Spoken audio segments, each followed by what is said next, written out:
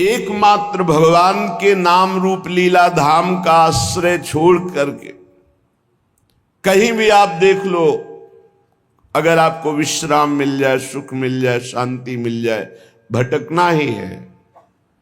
ये हम उसी लाइन में खड़े होके बोल रहे हैं, उसी पंक्ति में खड़े हो।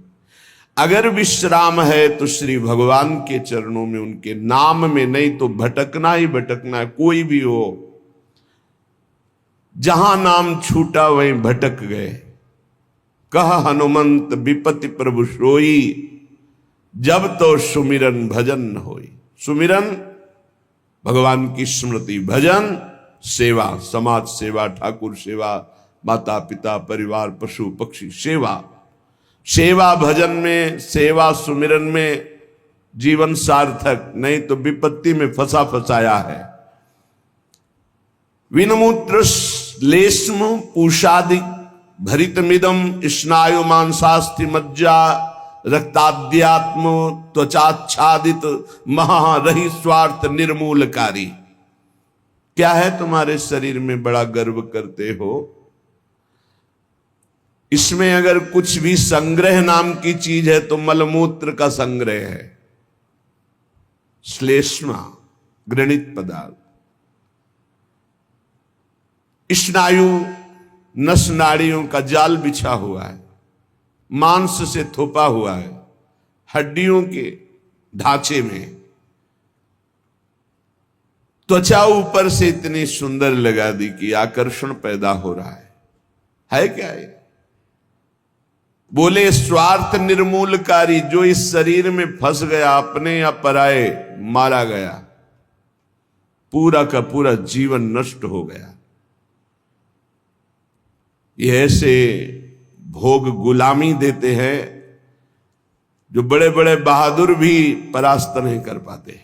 भोगों की गुलामी चूंकि दूसरे के द्वारा परास्त होके नहीं होती, अपनी स्वीकृति से होती, इसलिए इससे कोई मुक्त नहीं कर सकता जब तक आप अस्वीकृति नहीं करेंगे। और किसी की गुलामी से मुक्त होने के लिए बाहरी सहयोग काम कर जाएगा। बंदूक, राइफल और दुनिया के सब बल काम कर सकते हैं, लेकिन जो आपने अपनी परतंत्रता स्वीकार कर ली भोगों से, इसे विश्व का कोई भी आपको स्वतंत्र नहीं कर सकता। आपकी स्वीकृति हुई तो आपको ही अस्वीकृति करनी पड़ेगी। संत सदगुरुदेव शास्त्र आपको उपदेश देंगे, आपको साहस देंगे, लेकिन अस्वीकृति आपको करनी है। इसलिए अपने आप द्वारा अपना उद्धार कीजिए। कोई किसी का उद्धार नहीं कर सकता। उद्धार का मार्ग प्रशस्त करता है स्वीकृति और अस्वीकृति, ये आपके ऊपर है।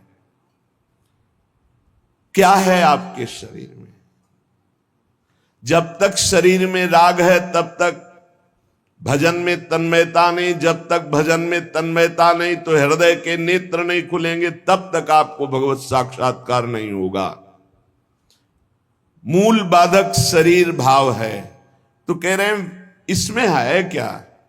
चमड़ी ना हो तो देखना अच्छा नहीं लगेगा, बस चमड़ी का सारा खेल है। ये चमड़ी जितनी चिकनी दिखाई दे रही उतने फंस रहा है जीव। नहीं है क्या? विणमूत्र श्लेष्म पूषादिक भरितमिदम, इसमें क्या भरा हुआ है? मलमूत्र के थैले, गंदी नस नाड़ियों में सब वही घृणास्पद वस्तुएं। स्नायु मांसास्थि मज्जा रक्ताद्यात्म त्वचाच्छादित महा, चमड़े से ढका हुआ है, अंदर मांस है, रक्त है, मज्जा है, अस्थि है। स्वार्थ निर्मूलकारी, जो इस शरीर से प्यार करता है, ममता करता है, उसका परम स्वार्थ नष्ट हो जाता है। परम स्वार्थ शरीर संसार से वैराग्य होकर भगवान में अनुराग होना, प्रीति होना। एक ब्रह्माद्य तार्यम युवती मतम स्वीय सम्मोह जालम त्यक्त्वा दूरेण वृंदावन मति परम स्वार्थ मध्याश्रयंतु। ब्रह्मादिकों के लिए भी अजेय, ये काम भाव इसी शरीर भाव से प्रकट होता है। मैं स्त्री हूं, मैं पुरुष हूं। ये सम्मोह जाल में फंसाकर पूरा जीवन नष्ट कर देता है। इसलिए शरीर राग मिटाना ही साधना है। तुम शरीर नहीं हो। त्यक्त्वा दूरेण, शरीर राग को जो दूर से ही त्याग दिया, वो वृंदावन के मध्य में रास विलास परायण कुंज निकुंजों में जो प्रिया प्रीतम है, इनका साक्षात्कार कर पाता है। शरीर राग। इसीलिए हमें सबसे पहले आज्ञा पालन करने का स्वभाव बनाना चाहिए। जो आज्ञा हुई वैसा। बहुत बुरा फसाव है, अहम आज्ञा पालन करने नहीं देता। और अगर आज्ञा पालन हो तो अहम नहीं रह सकता, पर अहम आज्ञा पालन नहीं करने, अपने को बुद्धिमान, अपने को निर्णायक समझकर वो फंसता चला जाता है। यहां तक अहम इतना बढ़ जाता है कि गुरुजनों के वचनों में भी दोष और गुरुजनों से भी द्वेष वृत्ति प्रकट हो जाती है, जो महान हानिकारक, स्वार्थ परमार्थ दोनों को विध्वंस करने वाली है। सर्वात्मार्थोर विघ्नम कलय यदि मनो योषिताम भाव निघ्नम। यदि तुम थोड़ा भी बुद्धि रखते हो तो सर्वनाश करने वाले इस काम से अपने आप को बचा लो। कुछ नहीं भाई, कुछ नहीं। आप जो गृहस्थ हैं, जो संसार में भोग रहे हैं, वो देख लो कौन सी आपको ऐसी निधि मिल गई आज तक कि आप हाथ उठा कह सकते हो अब कृतकृत्य भयऊ मैं, अब कछुनाथ न चाहिए मोरे। ऐसा नहीं बोल सकते। जिनको भोगने को नहीं मिला है, वो अंदर से सोचते हैं कि संसार में अगर त्रिभुवन में कोई सुख है तो काम सुख है। अंदर से ये मन से मन मिला के बात कर रहे हैं।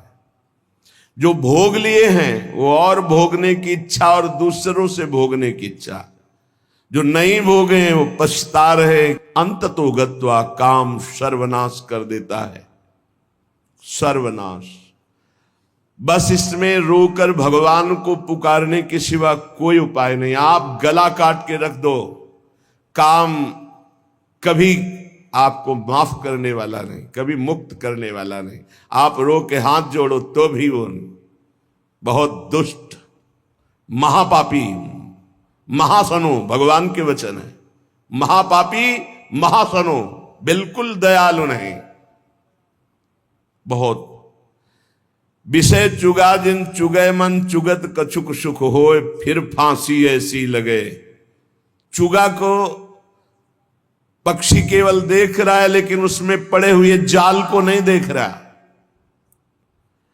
ऐसे ही कामना युक्त पुरुष केवल भोग देख रहा है, लेकिन भोग में जो फसाव है, जो गुलामी है, वो नहीं देख पा रहा। जो जलन है, अशांति है, दुर्गति है, उसको वो नहीं देख पा रहा। उसे महापुरुष दिखा रहे। सर्वात्मार्थोर विघ्नम कलय यदि मनो योषिताम भाव निघ्नम। निघ्न दुष्टेन्द्रियाणि प्रसव मुद। ये इंद्रियां इतनी दुष्ट हैं, 5 मिनट पहले जल करके मन और इंद्रियों ने निश्चय किया आज के बाद कभी हम गलत सोचेंगे भी नहीं। 5 मिनट के बाद संयोग मिल गया, फिर वैसे ही। क्या इनका विश्वास करें? आप लोग सब इस बात का अनुभव कर रहे हैं। थोड़ी सी गलती हो जाती है साधक से तो एकांत में वो जलता है, प्रभु को पुकारता है, नाथ अब इस गलती से कैसे निबरे, कैसे हो गए।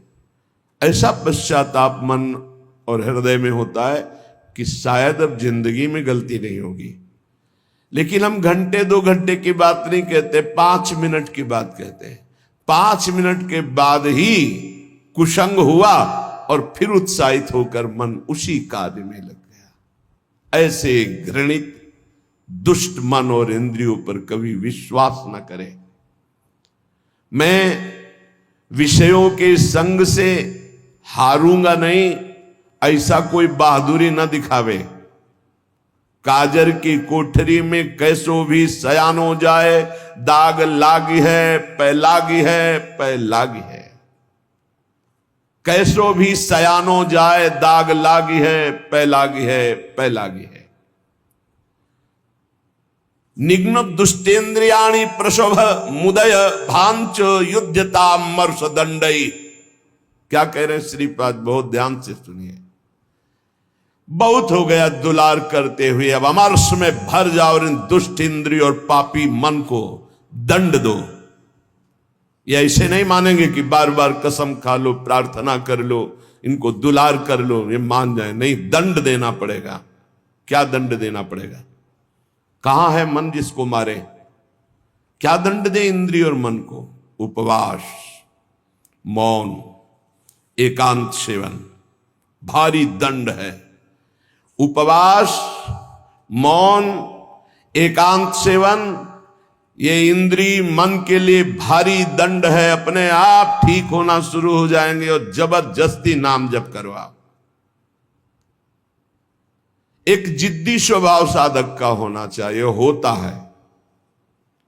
आप देखिए, एक तार, एक मंत्र को जपना शुरू कीजिए, एक नाम को एक तार शुरू कीजिए, केवल 10 मिनट जांच कीजिए। 10 मिनट, हजारों जगह जा चुका होगा। 10 मिनट में हजारों जगह भागेगा। इस पर गुस्सा नहीं आती, अमर्ष नहीं आता, अमर्ष असहनशीलता नहीं भागने देंगे। बार बार इसके साथ लड़ाई लड़ो, क्षमा मत करो। दूसरों की छोटी सी गलती भी तुम क्षमा नहीं करते हो, अपनी पहाड़ के पहाड़ पाप को क्षमा कर रहे हो। ये बहुत बड़ी हानि है। अपनी छोटी सी भी गलती क्षमा नहीं होनी चाहिए, और दूसरे के पहाड़ जैसे पाप को भी क्षमा करने की सामर्थ्य रखे, उसे कहते हैं भगवत मार्ग का उपासक। उमा संत कही यही बड़ाई, मंद करत जो करे भलाई। वो मंद कर रहा है, वो उसका भला। हमारी उल्टी चाल है, हम दूसरों के छिद्र राई जैसे दोष को पहाड़ जैसा देखते हैं और क्षमा नहीं करते, और अपने पहाड़ जैसे दोष को राई के समान भी नहीं मानते और क्षमा कर देते हैं। ये बहुत बड़ी हानि का विषय है। साधक ऐसा नहीं होता है। कैसे तुम्हें बताएं? साधक का हृदय आग लग जाती है अगर कोई त्रुटि होती है।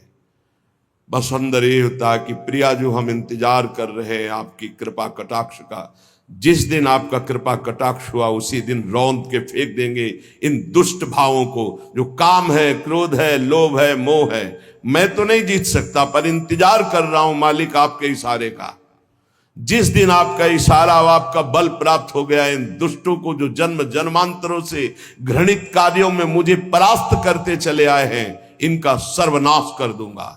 इनका बीज भी नहीं रहने दूंगा, इनकी जड़ भी नहीं रहने दूंगा, वासना की जड़ उखाड़ दूंगा। उपासक अंदर ही अंदर अमर्ष कह रहे, देखो, निघ्न दुष्टेन्द्रियाणि प्रसव मुदय भांच युद्धतामर्ष दंडई।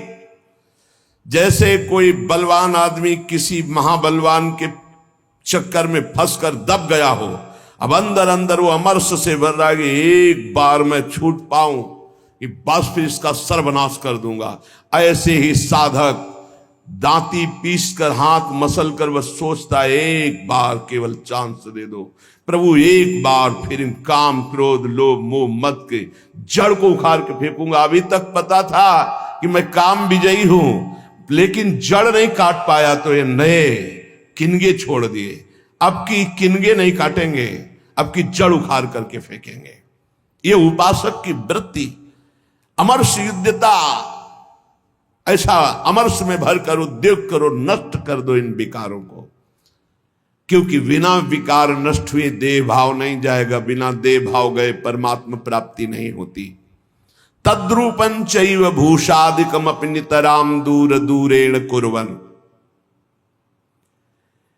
शरीर का श्रृंगार करना बंद करो यदि काम विजयी होना है तो, और शरीर के श्रृंगार को देखो मती। जो चाहे आपन कल्याणा, सुजस सुमति शुभगति शुभ नाना, सो पर नार लीलार गोसाई तजौ चौथ के चंद की नाई।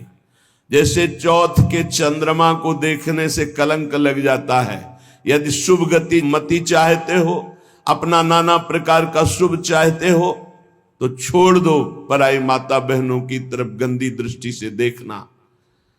ये आद्याशक्ति के अंश स्वरूप आए, हमसे त्रुटि हो रही कि हम इन्हें भोग भाव से देख रहे हैं, हमारी दुर्गति पक्की हो जाएगी। चाहे जितना बड़ा तपस्वी, महाबलवान, महान यशस्वी रहा हो, जब कभी ऐसा दोष किया तो सर्वनाश हो गया। ये जानते हुए भी मन बुद्धि इंद्रियां धोखा दे रही, और इन धोखेबाजों को हम पुष्ट करना चाहते हैं, इनके अनुकूल चलाना चाहते हैं, इनके अनुकूल जो ये मांगे वो भोग दे दे। श्री ध्रुवदास जी महाराज कृपा करके मन को समझा रहे हैं। मन बहुत उड़ान भर ली भोगों में, अब नहीं, अब तुझे उड़ने नहीं देंगे। मन के पंख क्या है जहां उड़ के जाता है? पकड़ा है कभी ये किस पंखों से उड़ता है? कामना और तृष्णा, यही इसके पंख हैं। इसके पंख काट दो। काम कामना वासना मनते करियति दूर, निरंतर भजन में डूबे रहो। बहुत भयावह संसार है, तुम्हें नहीं दिखाई दे रहा है, आचार्यों को, गुरुजनों को, संत जनों को दिखाई दिया। जलद ज्वालद, ये जलती हुई ज्वाला है। काम क्रोध लोभ मोह मद मत्सरे भस्म कर देते हैं, पूरा जीवन का जीवन नष्ट कर देते हैं, गुलाम बना लेते हैं। धिक्कार है मन बुद्धि को, गुलाम बना लेते हैं, निकलने नहीं देते। कैसा कैसा जाल है। मन पंछी अब परहि जिनी, जगत मोह के जाल। तब तो को हुए है कठिन, बड़ी है दुख विशाल। रे मन कबहू जाई जिनी, भूली विषय बन रंग। मनमथ ठग मारत तहां, लिए बहुत ठग संग। ए मन, तो पक्षी बन करके जो भोगों का चुगा चुगने जा रहा है, तो उसमें मोह जाल है, फंस जाएगा मोह जाल में। बहुत अविश्वास संसार है। गला काट के रख दो तो भी विश्वास नहीं करेगा, तो भी कहेगा कि नाटक कर रहा है। मान लो हमारी बात, अगर तुम प्रभु के सिवा किसी और का भरोसा रखते हो और से अपनापन रखते हो, तो तुम गला काट के रख दो तो भी तुम्हारा उपहास ही होगा, विश्वास नहीं माना जाएगा, मूर्ख माना जाएगा। यहां तुम्हारे आंसुओं की कीमत, तुम्हारे भाव की कीमत सिर्फ हरि दे सकते हैं। ये नाटकबाज संसार नहीं दे सकता। हमारी बात मान लो। अये मन, मेरी बात मान लो, मोह जाल में मत फंस। अभी तू दुख में फंसा नहीं, इसलिए निकल सकता है, नहीं दुख में फंस जाएगा तो फिर निकलना मुश्किल। बड़ा भयंकर कर्मों का जाल है, बड़ा भयंकर जाल है, तुम्हें दिखाई नहीं देता, फिर रोते हैं। एक आए थे जेलर साहब एकांतिक में, वो कह रहे थे कि मैं आपका प्रवचन सुनाता हूं उनको जेल। अब वो रो रो के कहते हैं कि कोई उपाय नहीं जिससे मैं एक बार निकल पाऊं और अपना जीवन संभाल लूं। उनके लिए क्या आपका? कहा निकलने के लिए तो हम उपाय नहीं जानते, लेकिन भव समुद्र से ही निकल जाएंगे। वहीं रह करके नाम जप करें, भगवान को पुकारें, मेहनत करें, अच्छे भाव रखें, तो वही उनका कल्याण हो जाएगा। संसार की जेल से तो भले न निकल पावे, लेकिन आवागमन से जरूर मुक्त हो जाएंगे। वो कह रहे चिल्ला चिल्ला के वो रोते, मेरे हृदय को विदीर्णता, ऐसा दुख लगता है पर कुछ उपाय नहीं कर सकता। वो कहते एक बार केवल मुझे अगर निकलने को मिल जाए तो मैं अपने जीवन को संवार लूं, लेकिन नहीं, आजीवन कारावास, निकल ही नहीं सकते। और किनका संग? जो सब वैसे ही आचरण करके गए, भारी कुसंग में, जिसे बरुभल बास नरक करता था, दुष्ट संग जन दे विधाता। कर्मों का बहुत प्रबल स्वरूप है। इसलिए मन पंछी अब परहि जिनि, जगत मोह के जाल। तब तो को हुए है कठिन, बड़ी है दुख विशाल। आज तक जो मारा गया है, महान से महान, वो माया ने मारा है। माया ने वो अपना रूप धर करके ऐसे आसक्त होकर फंसा लिया कि नष्ट हो गया। चाहे सम्रासुर हो, कोई भी बड़े से बड़ा बलवान हो, उसकी मृत्यु का कारण कोई न कोई माया का एक स्वरूप हुआ है। अगर आप अपना नाश नहीं चाहते, आप पतन नहीं चाहते, तो गृहस्थ में है तो एक पत्नी व्रत, दूसरी की तरफ आंख मत उठाना। धर्म पूर्वक कमाओ, परिवार का पोषण करो, नाम जप करो, मुक्त हो जाओगे। इतनी बात तो समझ में आ गई कि जो सब सहारों को छोड़कर आपके भरोसे हो जाता है, आप उसे अभय कर देती। शरणागत अभय।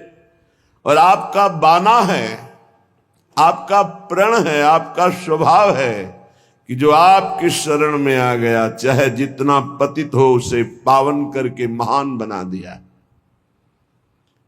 हरिराम व्यास जी कहते हैं, मुझ जैसे अधम को भी स्वीकार कर लिया श्री स्वामी जी ने।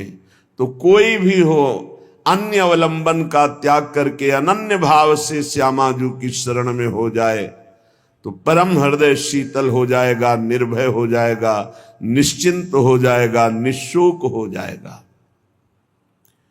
इतनी बान रावरी जानत निरालंब को राखन हारी। जिसका कोई सहारा नहीं होता, मेरी महारानी जो उस पर अपार कृपा करके महान बना देती हैं।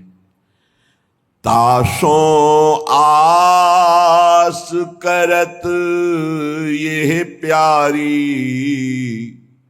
करी हो कबहू उमगी कृपारी। करी हो कबहू उमगी कृपारी, हे वृषभानु दुलारी। करी हो कबहू कृपा। बाट जो होते हुए यही उपासना है, राधा राधा राधा। और हम बाट जो रहे कृपा की। जिस दिन मेरी महारानी जी की कृपा हो गई, उस दिन ये जो इंद्रियों की गुलामी है, मन की गुलामी है, जो भोगों की प्रियता है, अनंत जन्मों से भटक रहे हैं, ये एक क्षण में मिट जाएगा। बस हम राधा राधा कहते हुए स्वामी जी की कृपा की बाट जो है, श्री जी की कृपा तो अपार हो ही गई है, क्योंकि मानव देह, उसमें भी दुर्लभ बात वृंदावन में आना, वृंदावन में बैठकर सत्संग सुनना, उसमें भी दुर्लभ बात श्री राधा नाम, राधा तत्व, राधा रूप, राधा शरणागति, इसका परिचय मिलना, ये तो अमोघ विषय है। ये कभी व्यर्थ नहीं जाता।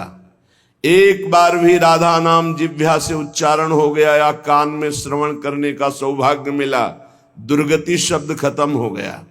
मेरी श्रद्धा, मेरा विश्वास, मेरे आचार्य, मेरे गुरुजनों की द्वारा गाई हुई जो राधा नाम महिमा और राधा नाम प्रताप, उसके बल से कहते, एक बार जिसकी श्रवणेन्द्री में, एक बार जिन नाम ली हित सो होए अति दीन, ताको संग न छाणहि ध्रुव अपनो कर ली। अपार महामहिम राधा नाम है। अगर ये एक बार कथन श्रवण करने का सौभाग्य मिल गया तो मानो दुर्गति से निपटने के लिए तुमने ताल ठोक दी। विषयों पर विजय प्राप्त करने के लिए मानो तुमने कमर कस ली। यदि राधा नाम लिया, राधा नाम श्रवण किया, राधा चरणों का आश्रय ले लिया। श्रीपाद प्रबोधानंद जी महाराज हमारी प्यारी जू और प्यारे जू, ये जुगल जोड़ी जो जहां खेल रही है, ये वही वृंदावन धाम है। आचार्यों ने कोई आकाश के ऊपर कोई वृंदावन धाम का वर्णन नहीं किया। जय श्री हरिवंश विपिन भूतल पर, विपिन कौन सा वृंदा विपिन, बोले भूतल पर, इसी पृथ्वी पर विराजमान, यही वृंदावन। चिरजीवो भूतल यह जोरी, अलग अलग पदों में चिरजीवो चिरंजीवी ये जोरी भूतल पर विराजमान है। अविचल जोरी, जहां एक कदम भी वृंदावन से कभी बाहर हमारे प्रिया प्रीतम नहीं जाते, ये वही वृंदावन है, यही है। आवश्यकता है हमें अपने देह राग त्याग की। जब तक देह राग है तब तक अनुराग नहीं, जब तक अनुराग नहीं तब तक दृष्टि नहीं खुलती, मानस नेत्र, हृदय के प्रेम नेत्र नहीं खुलते। जब तक हृदय के प्रेम नेत्र नहीं खुलते तब तक वृंदावन को नहीं देख पाओगे। ईंट पत्थर मकान मंदिर यही देख सकते हो, लेकिन चिदानंद वृंदावन के लिए हृदय के नेत्र खुलते हैं। ही के नयन निहारी, वो तब खुलते हैं जब देह राग नष्ट होता है। कहने की जो तुम्हारा देह पर राग हो गया है, अनेकों बार तुम्हें सुनने को मिला, श्रुत्वा श्रुत्वात सुखिताम, बार बार तुम भगवत चर्चा सुनते हो, सिद्धांत सुनते हो, थोड़ा सुख का अनुभव करते हो, पर आप ये देख पाते हो कि आप अपने मन को समझा पाते हो, आप अपनी बुद्धि को समझा पाते हो? तो सच्ची बात कहते हैं ना। सत्संग सुनते हैं, श्रुत्वा श्रुत्वात सुखिताम, अच्छा लगता है। सिद्धांत सुनते हैं भगवत प्राप्ति का, अच्छा लगता है, लेकिन हम उसे उतार नहीं पा रहे हैं। हमारा मन, हमारी इंद्रियां भोगों में ही जा रही हैं। बुद्धि का निश्चय भोगों में ही है। जिसकी बुद्धि का निश्चय किंचन मात्र भी इतना है कि किसी भी भोग में सुख है, वो झूठ बोल सकता है कि मैं परमात्मा प्राप्ति करना चाहता हूं, लेकिन उसके हृदय में परमात्मा प्राप्ति की चाह नहीं हो सकती। श्री भगवान कहते हैं, भोगैश्वर्य प्रसक्ता नाम तया प्रहत चेतसाम व्यवसायत्मिका बुद्धि समाधो न विधीयते। जिसकी बुद्धि को भोगों ने अपहृत कर लिया है, चित्त भोगों का चिंतन करता है कि इसमें सुख है, वो कभी ऐसा निश्चय कर ही नहीं सकता कि मुझे भगवत प्राप्ति करनी है, मुझे परमात्मा प्राप्ति करनी है। ऐसा निश्चय नहीं। ऐसा निश्चय ना होने के कारण भजन में तन्मयता नहीं होती। भजन तन्मयता रूप ना धारण करने के कारण हम सुनते हैं, समझते हैं, पर हम माया का त्याग नहीं कर पाते, हम भोगों का त्याग नहीं कर पाते। अत्यंता असुचि बीभत्स देहादौ नयु करचित। कैसे महापुरुषों ने एक एक बात खोल के कह दी। अत्यंता असुचि, अत्यंत पवित्र जगह, बीभत्स घृणास्पद, देहादौ, इसी देह में, बस उसी को तो सुख मान रहे हैं। रुपया इसलिए प्यारा लगता है क्योंकि भोग सामग्री मिलती है। भोग सामग्री से शरीर बलवान होता है और मुझे भोगने को मिलता है। बस इतना ही चक्र है, आप देख लो। बहुत प्रपंच वर्णन करने की जरूरत नहीं है, कुछ शब्दों में समझ लो अंदर का लक्ष्य क्या है मन बुद्धि का। हम खूब धन कमाएं, किस लिए? क्योंकि उससे धन से भोग सामग्री मिलती है। भोग सामग्री से शरीर पुष्ट होता है, शरीर पुष्ट होगा तो खूब भोग भोग पाएंगे। बस इतना ही है। शरीर सुखपूर्वक रहे इसलिए मकान, शरीर सुखपूर्वक यात्रा करे इसलिए गाड़ी, शरीर सुख को लेकर के ही सारी कल्पनाएं, सारी चिंताएं, सारी बातें होती हैं। देख लीजिए आप, शरीर सुख के लिए, शरीर नाशवान, प्रतिपल नष्ट हो रहा है, इसमें भोग के स्थान बोले अत्यंत असुचि, बड़े ही अपवित्र है जहां तुम्हारी भोग दृष्टि है। बीभत्स, बड़े घृणास्पद, दुर्गंध युक्त। देहादौ नैव करचित, अनर्थ का मूल देह, इसमें तुम अपनी ममता इतनी कर लिए कि मैं ही शरीर हूं। थोड़ा विचार करो, कौन सा भोग है जो बहुत आनंददायक है, विश्रामदायक है, शांतिदायक है। अगर गलती हो जाती है तो मेरे से, अगर अच्छाई है तो मेरे गुरुदेव की। ये उपासक सच्चे मार्ग में जो चलता उसके हृदय की ये गति होती है। गुण तुम्हार समुझे निज दोषा, अगर गलती हो गई तो मेरा अपराध है, अगर अच्छाई बन गई तो मेरे गुरुदेव भगवान, मेरे इष्ट देव की कृपा। ऐसे ही सम्मान हो रहा तो इष्ट देव गुरुदेव का, और अपमान हो रहा तो मैंने कोई गलती की है पूर्व में, उसका प्रायश्चित हो रहा है। इसमें तर्क वितर्क की जरूरत नहीं, ये परमार्थ है। श्रद्धा और विश्वास से चलो, लाभ प्राप्त हो जाएगा। मान और अपमान में हम बराबर अपने हृदय को समान रख पावे, हमारे हृदय का आनंद, हृदय का भगवत चिंतन न छूटने पावे, न मान में न अपमान में। तुल्यौ मानावमानौ कुरु भज सतताम, स्तोत्र दुर्वाच्य कोट्यौ। यदि कोई हमें दुर्वचन बोलता है, सच्ची मानिए, सम्मान से हृदय में एक भय प्रकट हो जाता है। जब कोई स्तुति करता है, बड़ाई करता है, तो हम कमजोर हो जाते हैं। हमें डर लगने लगता है कहीं निंदा ना हो जाए, कहीं कोई हमारा अपमान न कर दे, कहीं कोई हमारे प्रति गलत ना बोल दे। बिल्कुल नहीं। ये सम्मान भोक्ता के होने के कारण आपको भय लगा है, नहीं तो आप निडर हो जाएंगे। कोई गाली दे रहा है, ये उसकी रुचि है। गाली बोल रहा है, उसका स्वभाव है, उसकी रुचि है, उसकी मति है। वो निंदा कर रहा है, ये उसका स्वभाव, उसकी रुचि है। हमें अपने प्रभु में मगन रहना चाहिए।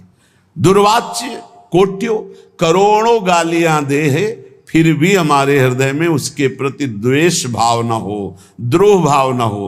और स्तोत्र खूब आपकी स्तुति करे, लेकिन आपका प्रिय भाव नहीं होना चाहिए। स्तुति करने वाले पर प्रिय भाव और निंदा करने वाले पर अप्रिय भाव, ये संसारी पुरुष में होते हैं, भक्तों में नहीं होते। भक्तों में क्या भाव होता है?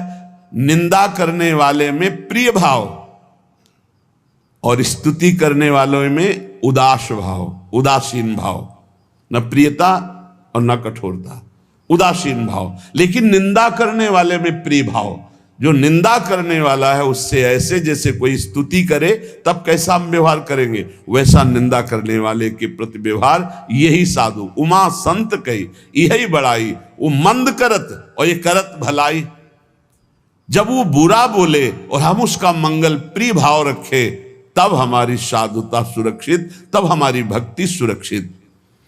ग्रासा लाभे महासंपत्ति, सीधा हम वृंदावन वास कर रहे भजन मार्ग में। हमें हो सकता, अब तो बड़ी व्यवस्थाएं हो गई हैं, नहीं पढ़े बड़ी समस्या उदर भरने की ही केवल थी। मथुरा और दूर दूर जा कर के टुकड़े मांग करके रसिक महापुरुषों ने उदर पोषण किया है। बहुत ही कष्टप्रद जीवन, वैराग्य का जीवन बहुत कष्टप्रद। अब तो हर सुविधाएं भगवान दिए, फिर भी अगर भजन न हो, भगवत प्राप्ति की प्रबल इच्छा ना हो, तो फिर जीवन ही बेकार है। बहुत कष्टप्रद जीवन व्यतीत करे महापुरुष जो पीछे हो गए। बड़े बड़े मच्छर, क्योंकि खूब लताएं थी, सांप बिछे, खाने पीने की व्यवस्था नहीं, कोई रहने की व्यवस्था नहीं। आज इस वृक्ष के नीचे, कल उस वृक्ष के नीचे भारी कष्ट सहते हुए प्रियालाल के लिए हर समय तड़पते रहते, रोते रहते। तो आज तो हमें भगवान ने बहुत सुविधा दे दी, ना भूख का चिंतन करने की, ना वास की चिंतन की, ना वस्त्र के चिंतन की, ना औषधि के चिंतन, सब व्यवस्था प्रभु की। अब अगर भजन न हुआ, भगवत चिंतन न हुआ तो फिर धिक्कार है जीवन को। प्रभु ने सब जो चिंतन करने के अवसर थे सब वो बंद कर दिए। आपको अपने वस्त्र का चिंतन करने की जरूरत नहीं कि कैसे तन ढकें, आपको पेट भरने का कैसे पेट भरें, आप कहाँ वास करें इसका भी, आपकी औषधि कैसे, इसका भी कोई चिंतन करने की गुंजाइश नहीं। अब तो अनन्यस चिंतयन्तो माम, अब अनन्य चिंतन करो, क्योंकि वो योगक्षेम का वाहन स्वयं कर रहे। तो कह रहे ग्रासा लाभ है, यदि एक कौरा अन्न मिल जाए 24 घंटे में तो उतने में ही प्राण पोषण हो जाएगा, और रात दिन भजन करो। श्रीपाद प्रबोधानंद जी कह रहे हैं कैसे वृंदावन वास करो, अपने को सबसे नीचाति नीच मानकर दूसरों को सम्मान बढ़ाई देते हुए, अपना जब अपमान हो या सम्मान हो दोनों में समान भाव रखें, और कोई हमें गाली दे या स्तुति हम उससे अपने हृदय को बचाए, और एक कौरा भी अन्न मिल जाए तो उससे प्राण पोषण कर ले। और द्वित सुहृद तुल्य भावहा, बहुत बढ़िया बात है, परिवार की ममता छोड़ दे।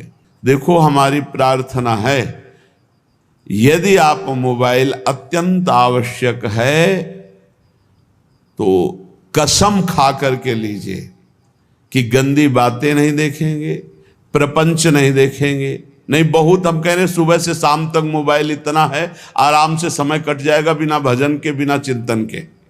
देखते रहो, इतनी रीलें, इतने सब प्रपंच भरे, और प्रायः चूक हो रही है। दिव्य समय को व्यर्थ किया जा रहा है इन बातों से। बैठे बैठे जो बस मोबाइल में लगे हैं, मोबाइल में ऐसे अंगुली ऐसे करते रहते हैं, वो गया फिर दूसरा फिर तीसरा, क्या मिलेगा आपको? आपका समय नष्ट हो रहा है। अच्छा, घर परिवार से जब वैरागी हो गए हो तो बात क्यों करते हो? क्या जरूरत है? अरे भगवान को समर्पित कर दिया, वो देखें। या तो वैरागी न बनो, जाओ कपड़ा लत्ता पहनकर घर में मेहनत करो, माता पिता की सेवा करो, परिवार का सेवन भगवत भाव से करके, भजन करके, भक्ति के द्वारा भगवान को प्राप्त करो। दो मार्ग हैं, कि निवृत्ति और एक प्रवृत्ति। अब मार्ग तो रखे और निवृत्ति का कार्य कर रहे सब प्रवृत्ति के, तो कैसे बात बनेगी? अपने मार्ग में चलो। अगर घर से प्रवृत्ति मार्ग से निकल पड़े हो, निवृत्ति मार्ग में आ गए हो घर की स्वीकृति लेकर के, तो फिर अब चाहे मर जाए कोई, अब दोबारा उसकी स्मृति नहीं और वहां जाना नहीं। ये नियम लो, परमार्थ के नियम हैं। रात दिन अगर परिवार से बात, रिश्ते नातेदारों से बात करोगे मोबाइल रख करके, तो और किसी की हानि नहीं कर रहे, आप अपनी हानि कर रहे हैं। निवृत्ति परक जो आपका जीवन है। और बहुत सावधान, हमें लगता है कि अगर सुनने के लिए तो और यंत्र ले लो, सत्संग भर लो। एक चिप में 300 घंटे के सत्संग हैं, 300 घंटा सत्संग।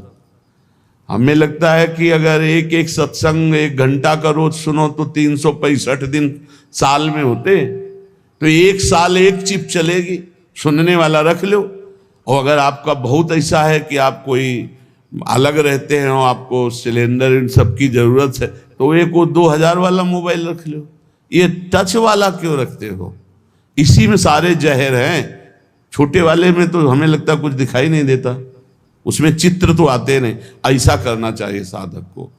ये जिनकी बहुत बड़ी बड़ी सेवाएं हैं वो बात अलग है। नहीं, हमारी प्रार्थना है बाहरी भी साधकों से, अपने यहाँ तो जिनको सेवा उन्हीं के पास मोबाइल है, अन्यथा नहीं है। बाहरी साधकों, ये मोबाइल बहुत जहर है।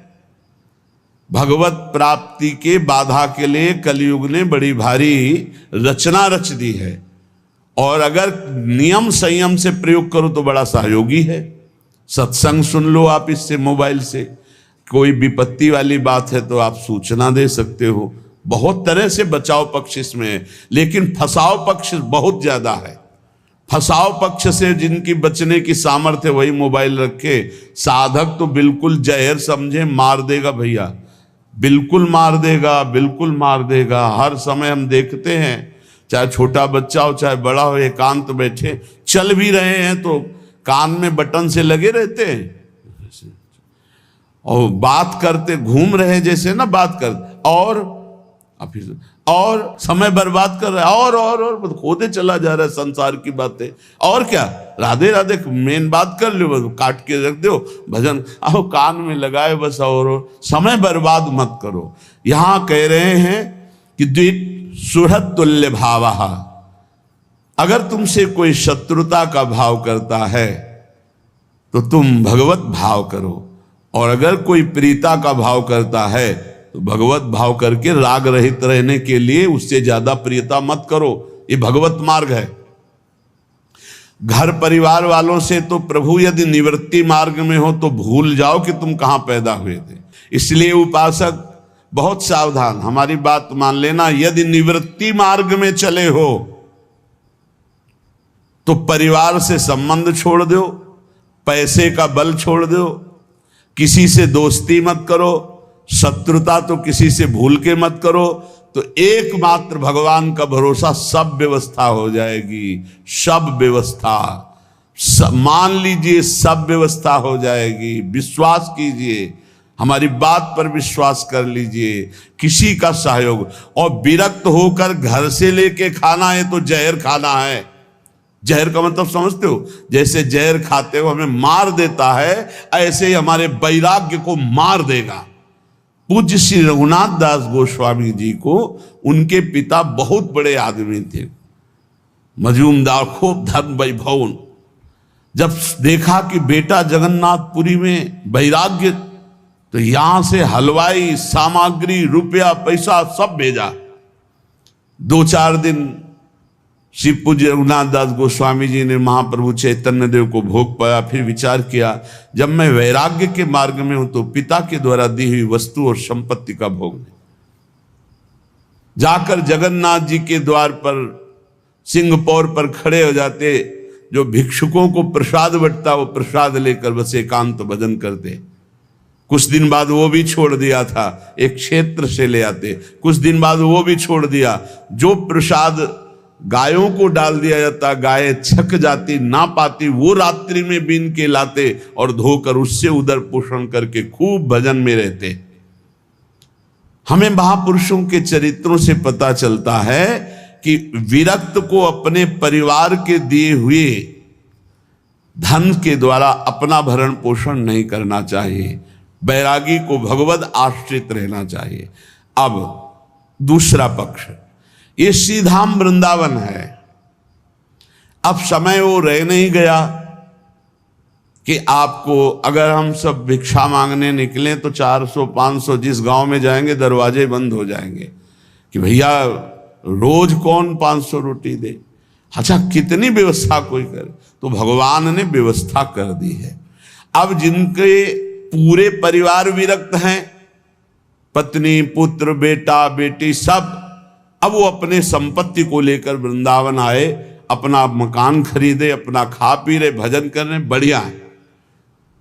वो भी एक पद्धति, क्योंकि वो धामवासी है, पूरा का पूरा गृहस्थी से पूरा का पूरा परिवार भजन मार्ग में, तो उनके लिए फिर ये विधान है कि वो अपने द्वारा जो कमाई हुई संपत्ति है उसी से अपने परिवार का पोषण करते हुए और भजन में तन्मय है।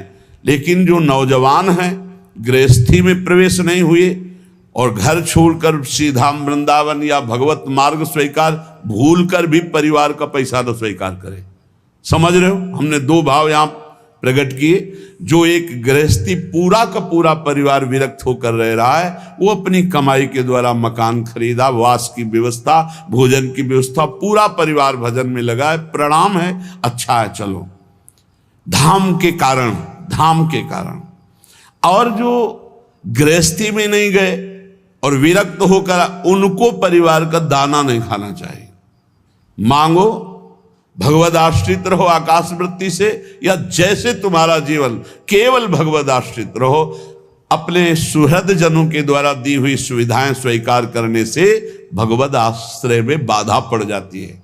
विरक्त होकर के द्विज सुहृद तुल्य भावः, शत्रु में मित्र में समान भाव, परिवार वालों से दूरी बना करके, दोनों भाव बता दिए, उसमें प्रश्न करने की जरूरत नहीं।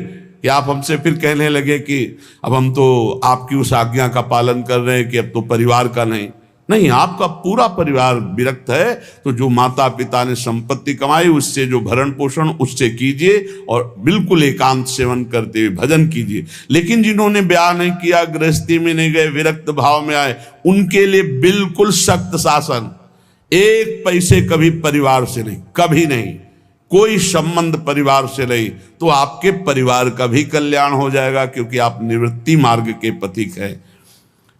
कांतत्वन्मात्र संच्छादित विकृततम स्त्री मया मेध्य पिंडम थुत्कुर्वार्थान अनर्थान विमर्श श्रुत सुहृदान धवान विद्धिबंधान कष्टम मिष्टान्न पानादि सुभज वसनाद्युज्ज्वलत्वे त्रपेथाः सर्वेषां शिष्य भृत्यादि वदति विनतोध्यासस्व वृंदावनम भोः।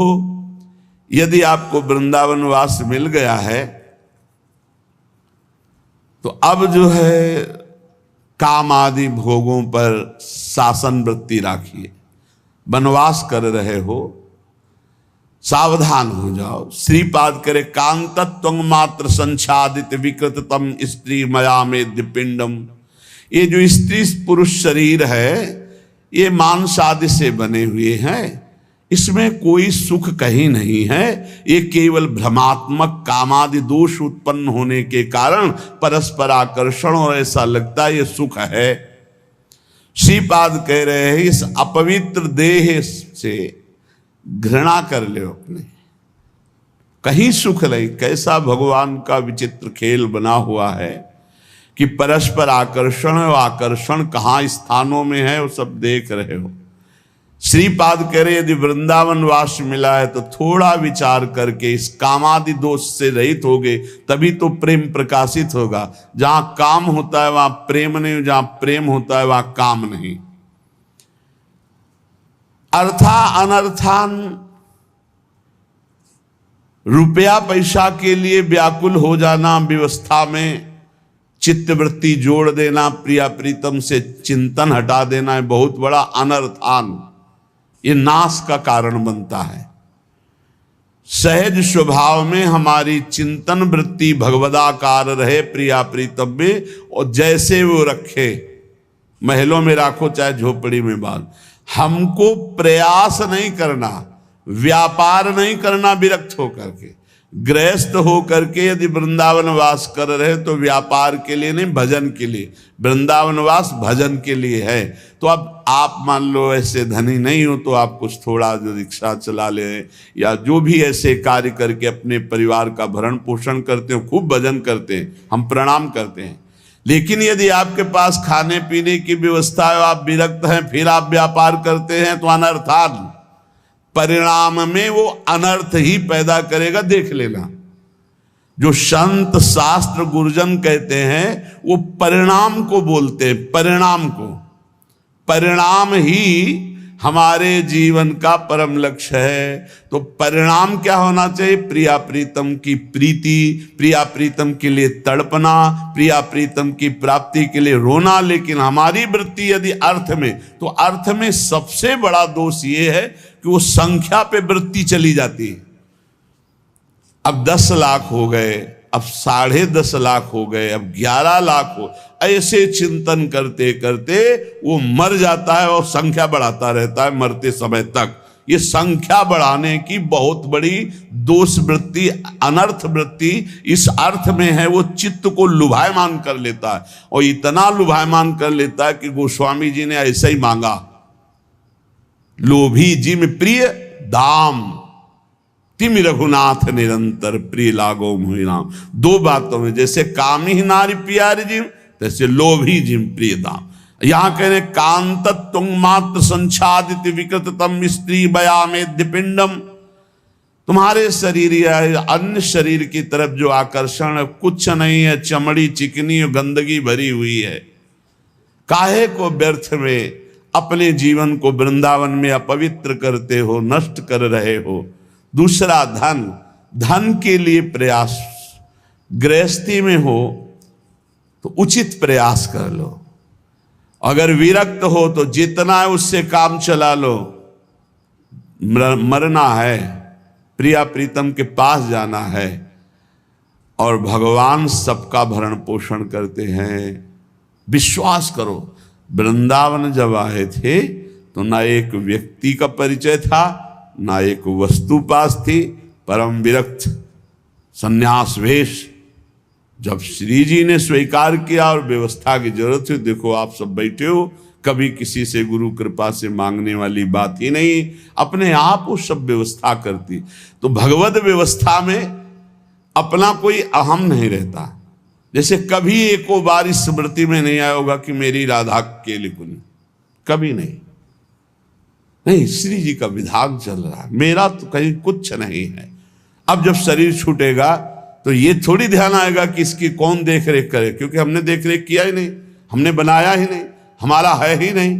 राधा राधा राधा, हमारी तो श्री जी हैं और श्री जी का चिंतन हो रहा है। अब श्री जी जो व्यवस्था के, उनकी व्यवस्था है, उन्हीं की व्यवस्था, उन्हीं को समर्पित। ये धन की जो बढ़ोतरी करने की भावना विरक्त होकर होती है, ये अनर्थ पैदा कर देगी आखिरी में। अरे अब तो गुजारा करो, केवल जिस पर तुम्हारा ममत्व होगा वही आखिरी चिंतन होगा। ममत्व का विषय श्री जी हो। देखो, जब कोई आवश्यकता होती है उसकी व्यवस्था श्री जी से होती है ना, बड़ा हृदय में शीतलता रहती है। देखो कितना स्वामी जी देख रहे कि अगर आवश्यकता है, हमने देख रहे, एक एक बात को देख रहे। बिछाने वाले की आवश्यकता है कालीन की, तो 2 ही 4 दिन में कोई आ जाएगा, वो अपने आप कालीन आकर के कटवा करके रख जाएगा, बिना कहे बिना मांगे। और उससे पूछो, बोले 2-3 दिन से चिंतन चल रहा था कि क्या सेवा, क्या से फिर हमारे मन में आया कि ये सेवा तो स्वीकार ही कर लेंगे और हम ये ले। तब ये लोग कहते हैं इतनी बड़ी कालीन आई। हम कहा हाँ, बिछाने के लिए सत्संगियों के श्री जी अपने आप जो विश्वास। तब आपको पता चलेगा श्री जी की जिम्मेवारी है योगक्षेमम वहाम्यहम, तो वो देखो कर रहे। तुम्हारी जिम्मेवारी है अनन्य चिंतयन्तो माम, तुम अनन्य चिंतन श्री जी का करो, वो तुम्हारी सब व्यवस्था को देख रहे। निवृत्ति परक। और जो गृहस्थी में है तो उचित कर्मों का धर्मानुष्ठान करते हुए अपने जीवन यात्रा को पूरी करें। जो अर्थ है वो अनर्थ का स्वरूप है, अनर्थ का स्वरूप। यदि वो भगवद आश्रित होकर जिए, अर्थ के आश्रित नहीं, अर्थ आश्रित हो गए तो अनर्थ पैदा कर देगा। अब ये बातें केवल जीवन में उतार ले तो भगवत प्राप्ति बिल्कुल नजदीक है। सुत सुहृदान धवान विद्धि बंधान, ये स्त्री पुत्र आदि का राग अंधा कर देता है, अज्ञान अंधकार में बांध देता है। बहुत विचित्र है, भगवान कृपा करे। इसीलिए कहा है गृह कारज नाना जंजाला, तेति दुर्गम शैल विशाला, यही शरावत अति कठिनाई, राम कृपा बिनु आए न जाई। बिना भगवान की कृपा के न संत समागम मिलता है, न भजन मिलता है। ऐसे लोग फंसे हुए हैं, बस वही लड़का बच्चा परिवार, उनको यही लगता है बस यही जीवन है, यही सब कुछ है। पहली बार मानो सृष्टि में जन्मे, उनको ऐसा लग रहा है। हाँ, जरा सा शरीर में कुछ हो जाए हाहाकार मच गया। लड़का के कुछ हो जाए तो लड़का भी परेशान, पिता भी परेशान, पूरा परिवार परेशान। अरे थोड़ा धैर्य पूर्वक सोचो, तुम जन्मे किस देश में हो? इसका नाम है मृत्यु देश, मृत्यु लोक। कोई न कोई कारण बनेगा, कोई न कोई मरेगा, कोई न कोई जाएगा, कोई न कोई आएगा। ये आना जाना इस देश में लगा हुआ है। इसलिए भाई यहां कमाने आए हो, कमा लो। कौन सा धन? अविनाशी धन, भगवत नाम, भगवत रूप, भगवत लीला, भगवत धाम। कह रहे हैं कि जो स्त्री पुत्र सुहृद आदि में आसक्त चित्त हैं, अंधे हो जाते हैं। इनको मृत्यु का भय नहीं रह जाता। इनको ये नहीं दिखाई दे रहा मैं किस लिए आया था और क्या कर रहा हूं। हम ये नहीं कह रहे कि सब विरक्त हो जाओ, हिम्मत ही नहीं विरक्त होने की। तो कम से कम उनमें भगवत भाव करके नाम जप करते हुए धर्म पूर्वक रहो तो तुम्हें वही कृपा प्राप्त हो जाएगी। पर नहीं, जो धर्म पूर्वक चलता है वहां सुख होता है, अधर्म में सुख नहीं है। इसलिए कह रहे सुत सुहृद बांधवान विद्य बंधान, ये बड़ा बंधन है अज्ञान अंधकार का। इसी बंधन से मुक्त होने के लिए तुम्हें मनुष्य शरीर मिला है। कुछ लोग कहते हैं, बड़े प्रश्न करता है, हमें लगता है कि भगवान आकर के सबको समझावें तो भी प्रश्न खत्म नहीं होंगे। प्रश्न करते हैं कि आप कहते हो अन्य योनियों से कोई कर्म होते नहीं, मनुष्य योनि बड़ी दुर्लभ है, तो फिर ये भोगना कौन से कर्म का पड़ता है? आप कहते हो पीछे के कर्मों का भोग भोग रहे हो। बड़ी बुद्धि लगाते हैं निगेटिव में, पॉजिटिव में नहीं लगाते। भैया कोई पहली बार मनुष्य बने हो? लाखों करोड़ों असंख्यों बार मनुष्य बन चुके हो। भगवान ने आपको हर बार चांस दिया है, लेकिन आप हर बार वही चूक करते हो जो इस बार भी कर रहे हो। इस बार तो होश में हो जाओ। एक एक कर्म का बहुत बड़ा बड़ा दंड मिलता है। यही देख लीजिए, 10 मिनट कुकर्म हुआ और उसका फल आजीवन कारावास, 1 लाख रुपया जुर्माना। अब विचार करो, एक कर्म, ऐसे तुमसे लाखों अरबों पाप अपराध हुए, तो अन्य योनियों में भटकते भटकते देखकर फिर हरि कृपा करते, फिर मनुष्य जन्म देते, पर फिर वही चूक कर देता है, फंस जाता है अपने परिवार के राग में, वो पापाचरण करने लगता है। श्रीपाद कह रहे हैं, कष्टम मिष्टान्न पानादि सुभज वसना द्विज्वलत्वे त्रपेथा। यदि तुम्हें अच्छे अच्छे पदार्थ वृंदावन में खाने को मिले तो कष्ट मान करके उनको छोड़ दो, क्योंकि ये भजन नहीं होने देंगे, अच्छे पदार्थ नहीं होने देंगे, डंडा चलवाएंगे, एक दूसरे की खोपड़ी फुरवाएंगे।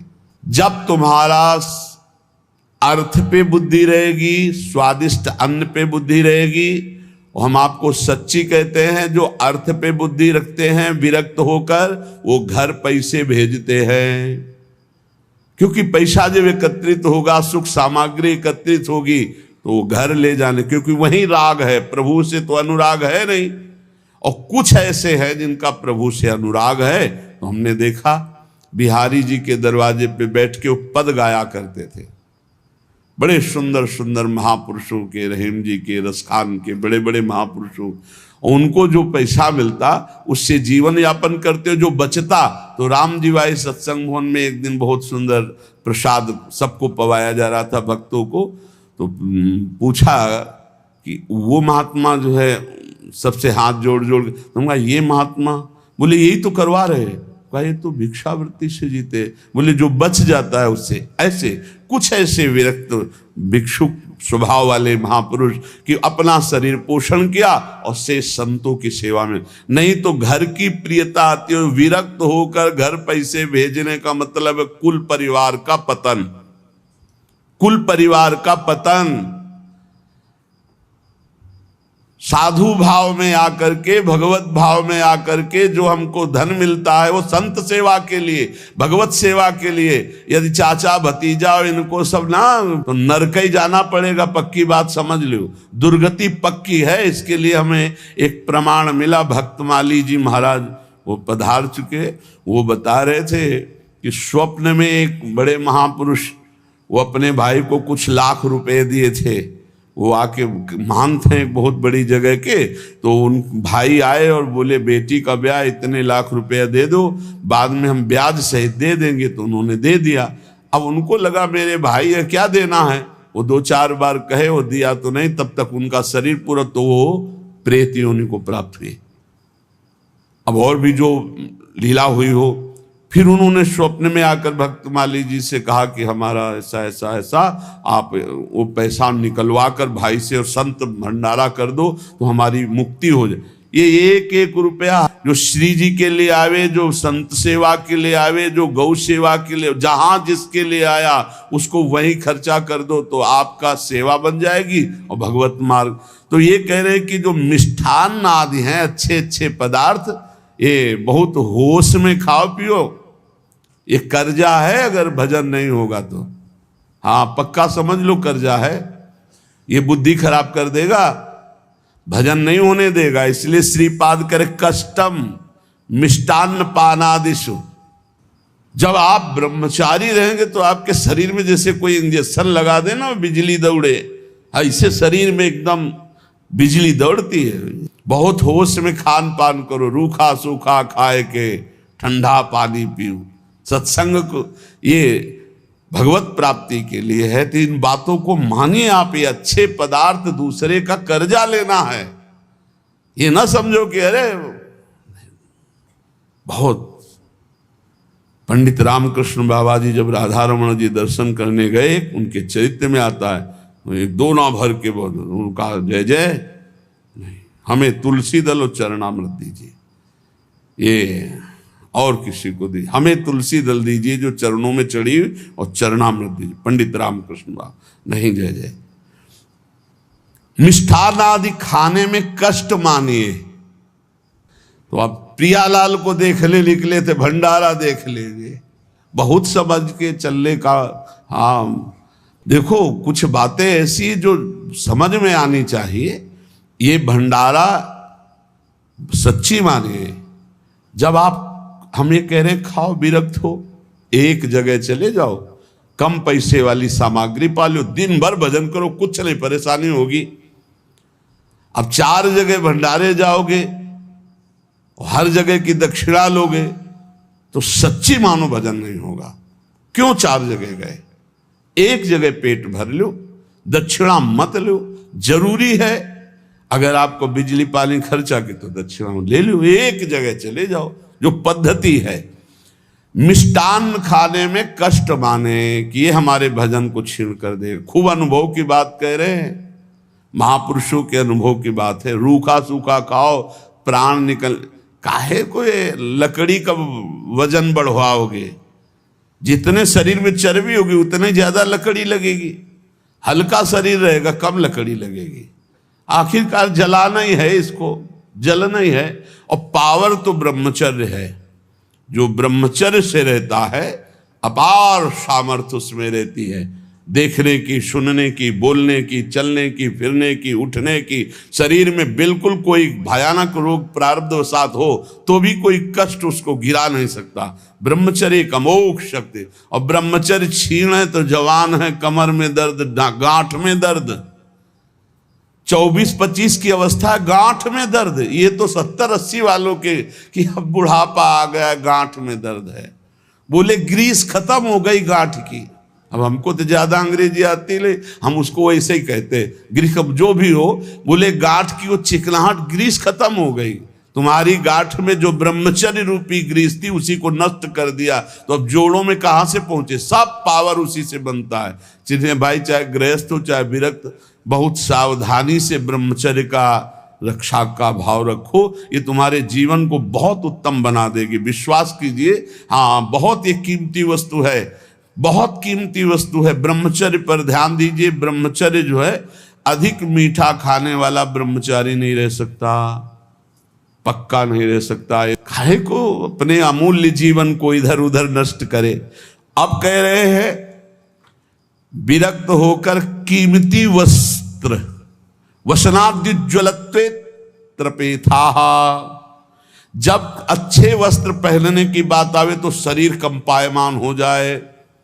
त्रपेथाः, कम पैसे वाली वस्तु का प्रयोग किया जाए, जितने कम से काम चल जाए। अपने जहां तक भाव है, अपने प्रयोग में आने वाली कम, पूरे जीवन में मार्किन ही नीचे की, ऊपर जो वस्त्र गुरुदेव प्रदत्त किए वही अभी, नहीं तो भगवा वस्त्र गेरू से रंग के पूरे जीवन। अब तो शरीर अस्वस्थ है इसलिए, और ऐसी भीड़ है कि अगर हम अभी पैदल दोबारा वापस जाएं तो दोबारा उतनी रस्सी, उतने आदमी और उससे ज्यादा आदमी खड़े हो जाएंगे। जब गाड़ी से लौटते तो इतने भीड़ लगी रहती है। नहीं, आप क्या समझते, दुर्भाग्य है ये गाड़ी घोड़ा, हमारा कोई अभिमान का विषय थोड़ी है। अभिमान का विषय नंगे पैर, फटे पुराने कपड़े, भिक्षान्न से शरीर पोषण। अब आपके हवाले महलों में रखो, चाहे झोपड़ी में, जैसे चाहो।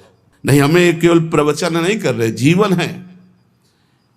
अत्यंत उज्ज्वल वस्त्र, कीमती वस्त्र, विरक्त भेष बिल्कुल नहीं।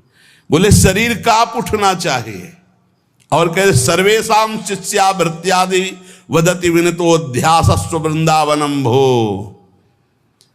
सबके आगे ऐसे व्यवहार करो जैसे गुरु के आगे किया जाता है, शिष्य की भांति। सर्वेशम शिष्य भृत्यादि वदति विनितोध्यासस्व वृंदावनम भो।